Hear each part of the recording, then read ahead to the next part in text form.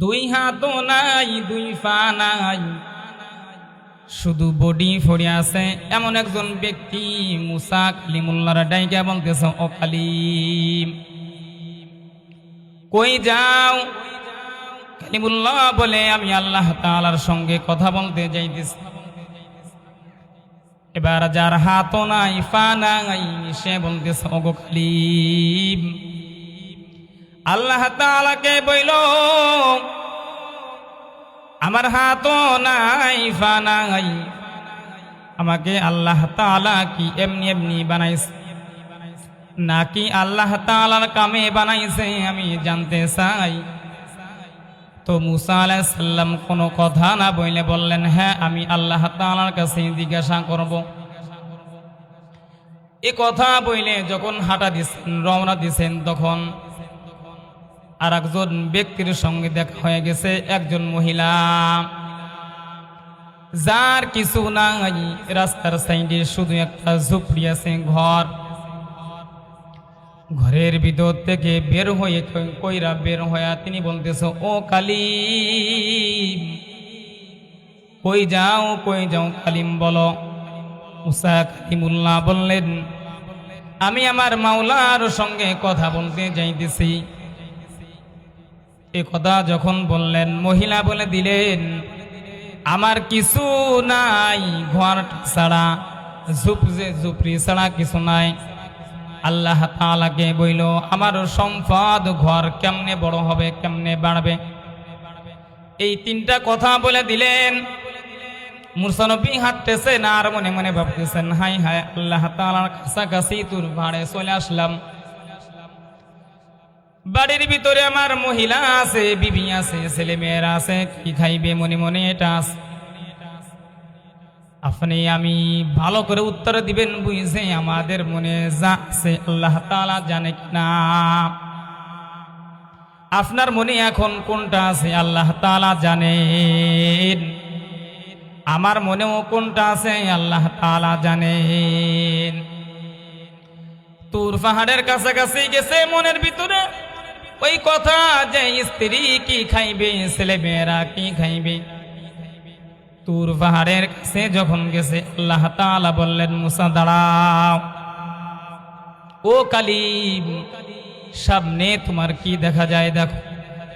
কালিম বলতেছে, আল্লাহ দুধের মতো একটা সাদা পাথর দেখা যায়।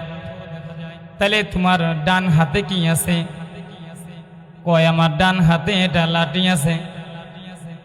এই লাঠি দিয়া তুমি তোমার সাদা দুধের মতন পাথর আছে, পাথরের পারে বাড়ি মারো। আমার আপনার মতো হাতের লাঠি না, যে আমরা যদি পাথরের উপরে লাঠি দিয়া বাড়ি দেই তাহলে পাথর ভাঙ্গা দূরের কথা, লাঠি ভেঙে যাবে। মুসা নবীর লাঠি হলো নবুয়তের দলিল। মুসা নবী লাঠি দিয়া পাথরের উপরে আঘাত করলেন, পাথর ফেটে গেল, ভাঙ্গে গেল। মুসা নবী ভাঙ্গে যাওয়ার পরে একটা আর একটা পাথর বের হলো, সাদা দুধের পাথর। মুসা নবী মাথাটা নিচু করে দিয়া দাঁড়ায় আছেন, আল্লাহ তাআলার আদেশের অপেক্ষা। আল্লাহ তাআলা বললেন, ও কালিম তোমার লাঠি দিয়া আর একটা বাড়ি মারো পাথরের উপরে। পাথরের উপরে যখন বাড়ি মারলেন, পাথর ফেটে গেল, আর একটা পাথর বের হলো। আর একটা পাথর যখন বের হলো, আল্লাহ তাআলা বললেন, কালিম পাথরের উপরে আর একটা বাড়ি মারো। পাথর একটা ফেটে গেল, আর একটা পাথর বের হলো। তিনটা পাথর বাড়ি দিলা, তিনটা পাথর বের হয়ে গেল। এবার ছোট্ট একটা পাথর আছে। আল্লাহ তাআলা বললেন, কালিম হাতের লাঠি দিয়া পাথরের উপরে বাড়ি মারো। কালিমুল্লাহ পাথরের উপরে আর একটা বাড়ি মারলেন। পাথর যখন ভেঙে গেল, পাথরের ভিতরে একটা ছোটখাটো একটা বসত ভিটা আছে। বসত ভিটা শুধু নয়, বসত ভিটার ভিতরে একটা জন্তু পিপিলিকা বাস করে। কালিম বললেন, ওগো আল্লাহ এই যে 4 পাথর ভাঙ্গা আমি একটা ফিলিকা বের করলাম।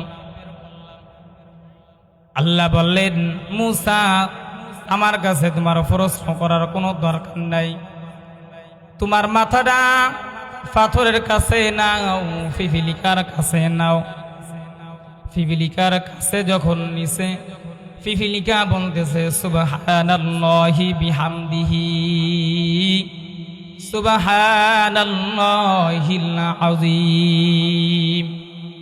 এ কথা যখন বলছে মুসা আলাইহিস সালাম সিজদায় পড়ে গিয়া বলতেছে, ওগো আল্লাহ, মাফ চাই আল্লাহ, ক্ষমা করে দাও।